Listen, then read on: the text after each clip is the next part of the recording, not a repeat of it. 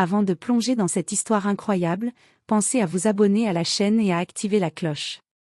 Ici, chaque récit a quelque chose à dire, et vous ne voudrez pas en manquer un seul. L'aéroport était en effervescence ce matin-là.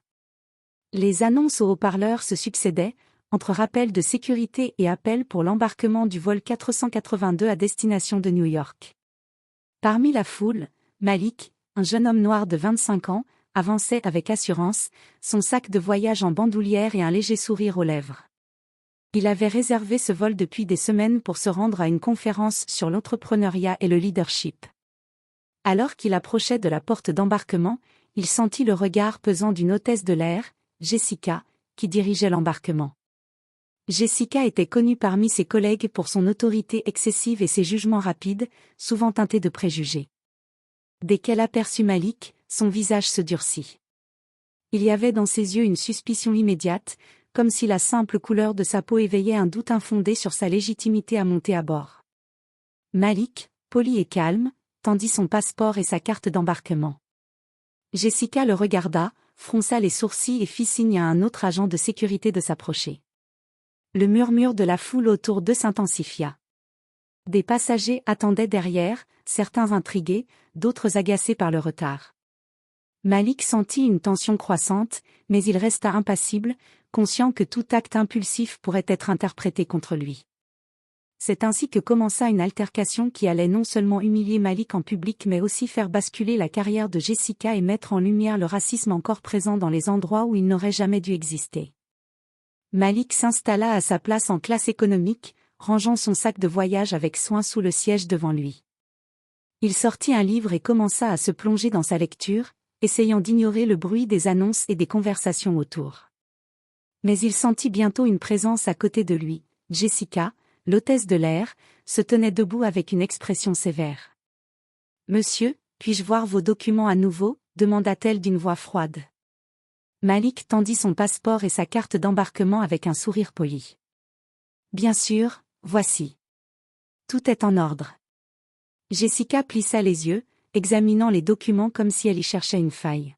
« Il semble y avoir un problème, » dit-elle en levant le ton, attirant l'attention de plusieurs passagers. « Vous n'avez pas respecté les consignes d'embarquement. » Malik fronça les sourcils, surpris. « Je vous assure que j'ai suivi toutes les consignes. J'ai présenté mes documents dès l'embarquement et je me suis dirigé directement à ma place. » Mais Jessica ne voulait rien entendre. Elle commença à l'accuser de manière plus agressive, affirmant qu'il avait ignoré les consignes de sécurité et perturbé l'embarquement. Les passagers autour d'eux se retournèrent, certains choqués, d'autres murmurant pour défendre Malik.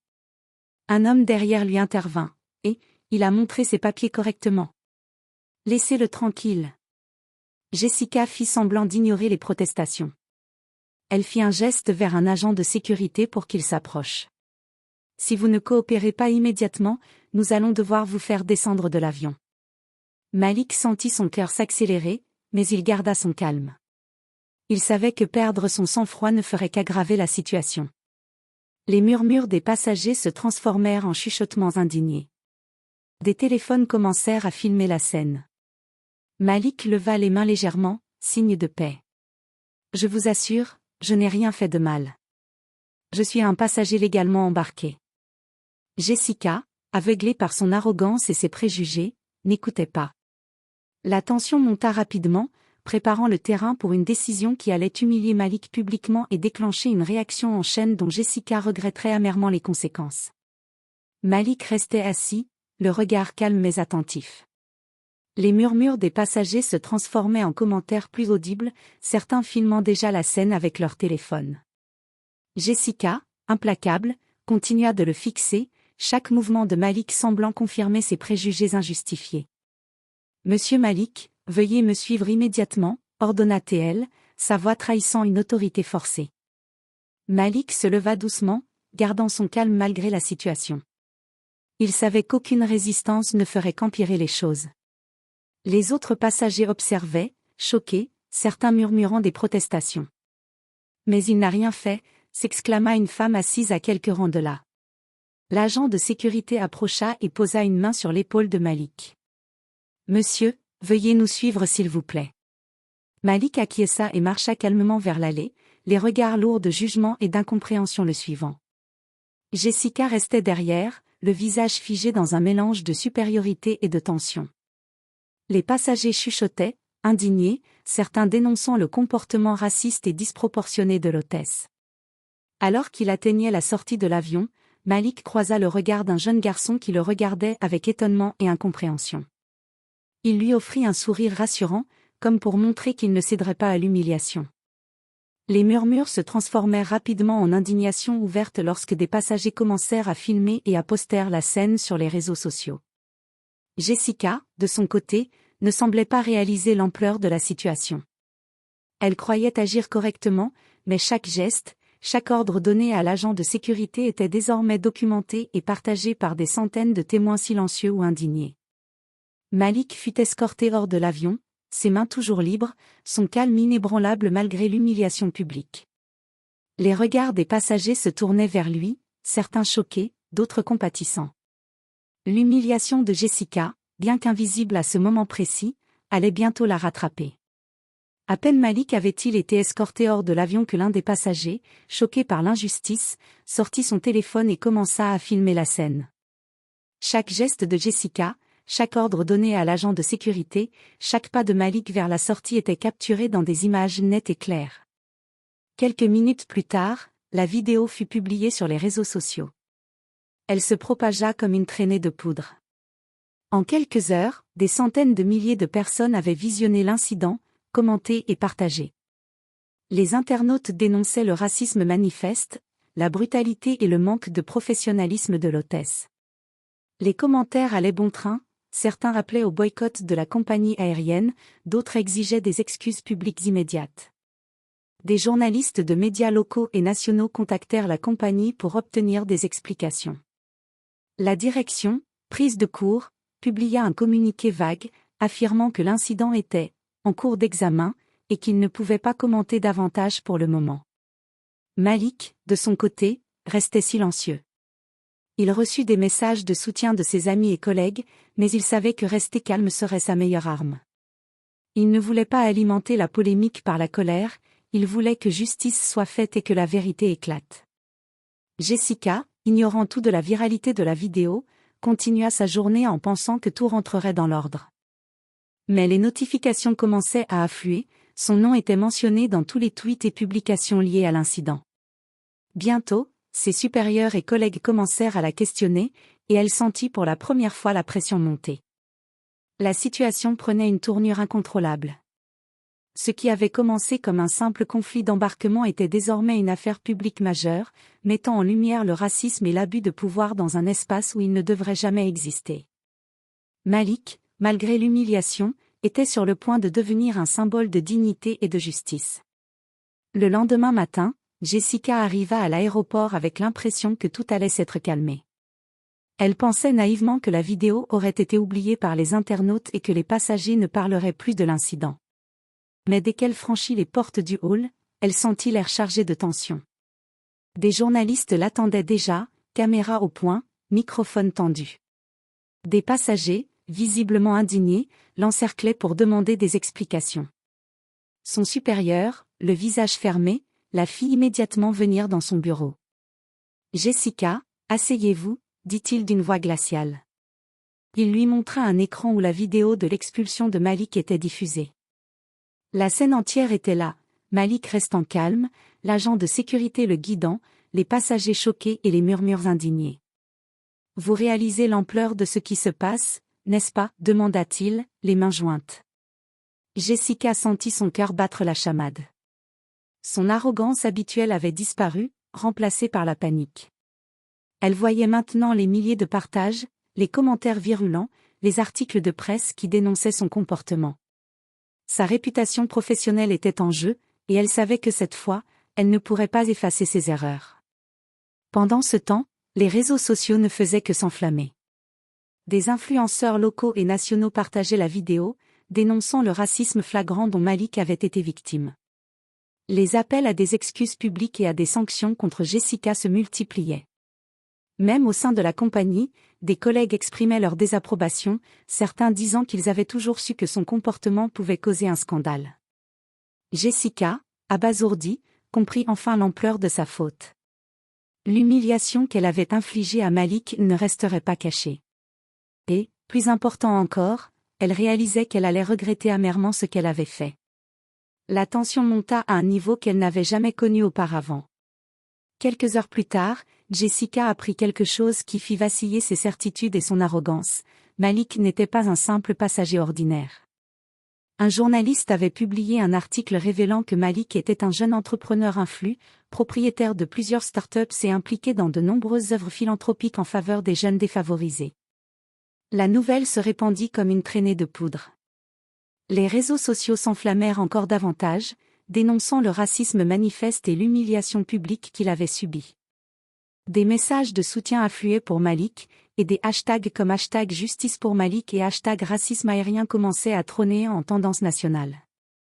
Jessica reçut un appel de son supérieur, dont le ton trahissait désormais une colère mêlée de déception. « Jessica, vous comprenez ce que cela signifie maintenant ?» dit-il sèchement. « Cette affaire n'est pas seulement une question de mauvaise procédure, c'est une humiliation publique et une preuve de racisme flagrant. Vous êtes responsable de la réputation de la compagnie et de cette honte nationale. » Elle sentit une boule de panique dans sa poitrine. Elle avait sous-estimé Malik, sous-estimé les témoins et surtout, elle avait ignoré ses propres préjugés. La compagnie aérienne était maintenant sous pression pour organiser une rencontre publique et présenter des excuses officielles. Pendant ce temps, Malik, fidèle à son calme légendaire, ne laissait pas l'indignation le consumer.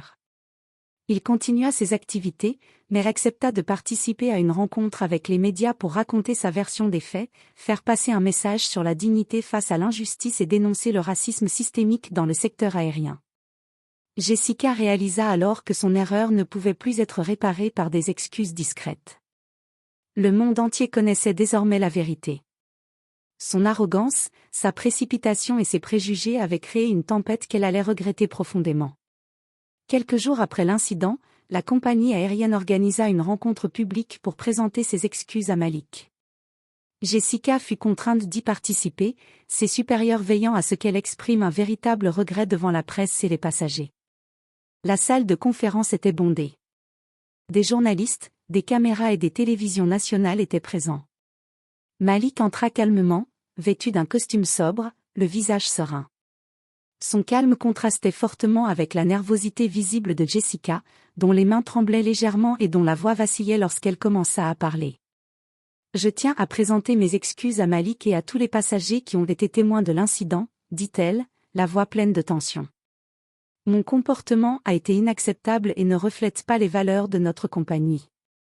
Je regrette profondément mes actions. » Malik hocha légèrement la tête, ses yeux reflétant à la fois la dignité et la retenue. « Merci pour vos excuses, » répondit-il calmement. « Ce qui est important, ce n'est pas seulement de reconnaître l'erreur, mais de travailler à ce que cela ne se reproduise jamais. » Les caméras capturèrent chaque instant. La différence entre le calme de Malik et la gêne de Jessica était frappante. Les journalistes posaient des questions, certains cherchant à savoir si Malik allait porter l'affaire en justice. Mais Malik refusa, préférant utiliser cet incident comme une leçon sur la dignité, la patience et le respect mutuel. Pour Jessica, ce moment fut un tournant brutal. Elle réalisa, sous le regard de centaines de personnes et de milliers de téléspectateurs, l'humiliation qu'elle avait infligée non seulement à Malik mais à elle-même. Sa carrière venait de subir un coup sévère, et sa réputation, ternie. Les réseaux sociaux reprirent la vidéo de la conférence, commentant avec ironie et indignation. Pour Malik, c'était un triomphe discret mais éclatant. Pour Jessica, c'était le début d'une longue leçon de vie dont elle se souviendrait à jamais. Dans les jours qui suivirent, Jessica comprit que l'incident allait bien au-delà de l'humiliation publique. La compagnie aérienne subissait une pression énorme de la part des médias, des passagers et même des actionnaires. Sa carrière était désormais sur la ligne de mire. Ses supérieurs convoquèrent une réunion d'urgence.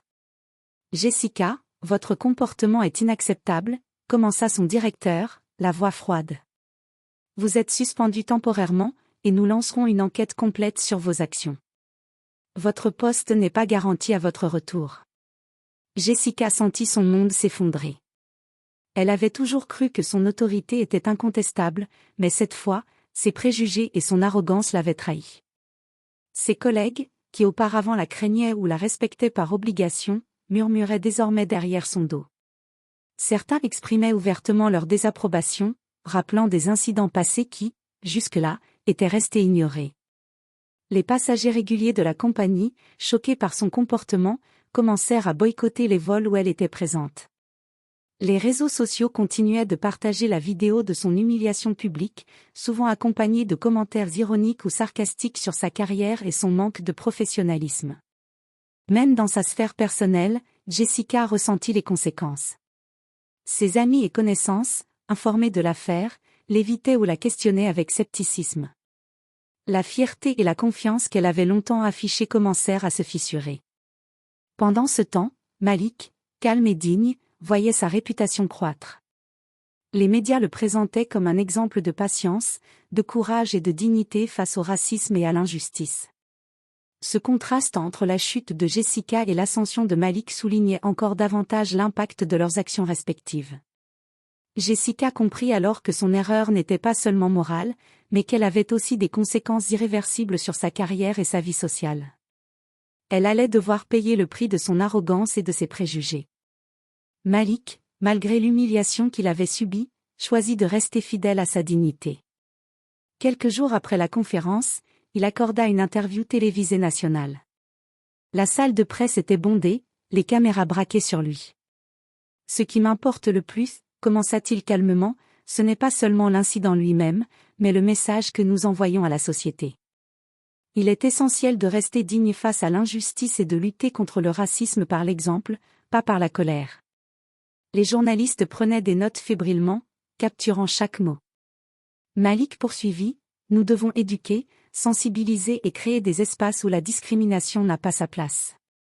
Pardonner n'efface pas ce qui s'est passé, mais cela permet de transformer la douleur en force et en changement. » Ces paroles résonnèrent profondément auprès du public. Des milliers de messages de soutien et d'admiration affluèrent sur les réseaux sociaux. Des associations, des écoles et des entreprises invitèrent Malik à prendre la parole sur l'importance de la dignité, du respect et de la tolérance. Jessica, quant à elle, suivait l'interview depuis son domicile. Chaque mot de Malik la frappait, la confrontant à ses propres préjugés et à ses erreurs. Elle comprit que ce pardon public, cette attitude calme et juste, était bien plus puissante que n'importe quelle excuse qu'elle aurait pu prononcer.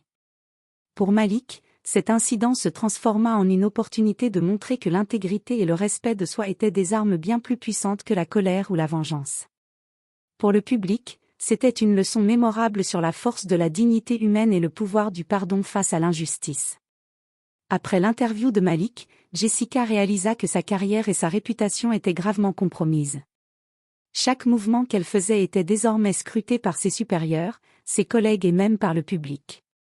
Les réseaux sociaux continuaient de rappeler son erreur, et son nom restait associé à l'incident humiliant. Elle commença à réfléchir sérieusement à ses préjugés et à son comportement. Les souvenirs de ses actions ce jour-là la hantaient, la colère injustifiée, l'arrogance, le jugement hâtif basé sur la couleur de peau de Malik.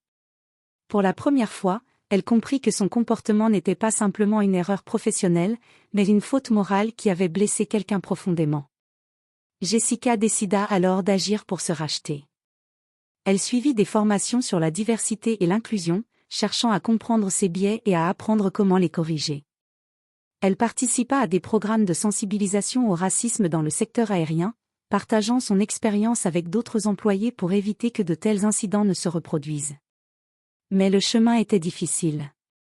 Certains collègues la regardaient encore avec méfiance, et le public n'était pas prêt à oublier si facilement.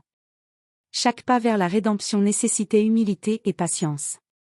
Elle comprit que la confiance se gagne avec le temps, et que certains dommages, comme l'humiliation publique de Malik, ne pouvaient jamais être complètement effacés. Malik, quant à lui, continuait sa vie avec calme et dignité. Son exemple et son pardon public devenaient des symboles pour beaucoup, tandis que Jessica apprenait, lentement mais sûrement, à transformer sa honte en une leçon de vie et de conscience.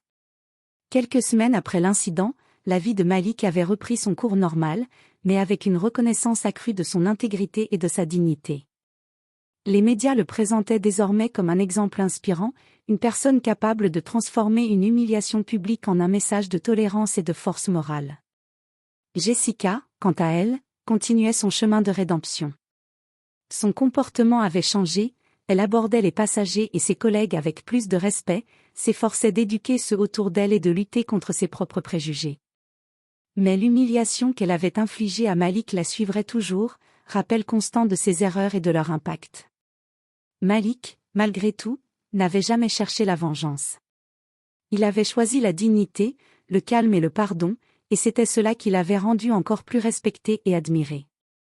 L'incident devint un exemple emblématique contre le racisme et l'abus de pouvoir dans le transport aérien et au-delà, inspirant de nombreux discours, articles et conférences sur le respect et la tolérance. Pour Jessica, cette expérience fut une leçon douloureuse mais nécessaire. Elle avait perdu sa réputation instantanément et compris que le racisme et l'arrogance peuvent détruire une carrière en quelques secondes. Elle avait désormais conscience que ses actes avaient des conséquences irréversibles et que seule une transformation personnelle profonde pouvait lui permettre de reconstruire sa vie professionnelle.